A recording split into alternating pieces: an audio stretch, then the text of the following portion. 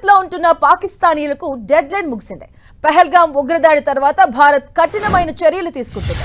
ఇక ఆయా వీసాల కింద భారత్ లో ఉన్న పాక్ పౌరులను నిర్ణీత గడువులోగా స్వదేశానికి వెళ్లాలని ఆదేశించింది. ఇక ఆ గడువు నిన్నటితో ముగిసింది.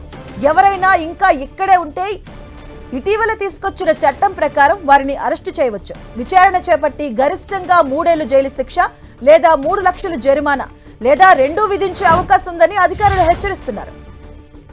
సార్క్ వీసాదారులకు ఏప్రిల్ 26నే గడువు ముగిసింది. ఇక మెడికల్ వీసాలు ఉన్న వారికి ఏప్రిల్ 29 వరకు ఉంది. ఇక visa on arrival, business, film, journalist, transit, students, visitor తదితర ఇలా 12 విభాగాల వీసాదారులకు నిన్నటితో గడువు ముగిసింది. దీంతో పాక్ జాతీయులు స్వదేశానికి తిరుగుముఖం పట్టడంతో అట్టారి సరిహద్దులో హడావడి నెలకొంది. తమ బంధువులకు వీడ్కోలు చెప్పేందుకు అనేక మంది భారతీయులు కూడా అక్కడికి చేరుకుంటున్నారు.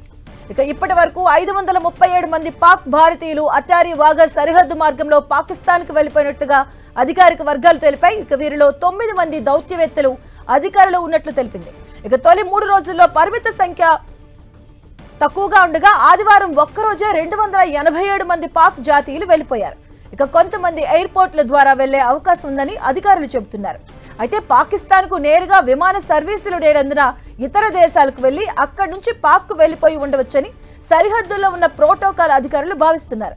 ఇక ఇదే సరిహద్దు ద్వారా 850 మంది భారతీయులు పాకిస్తాన్ నుంచి స్వదేశానికి తిరిగి వచ్చినట్లుగా చెప్పారు.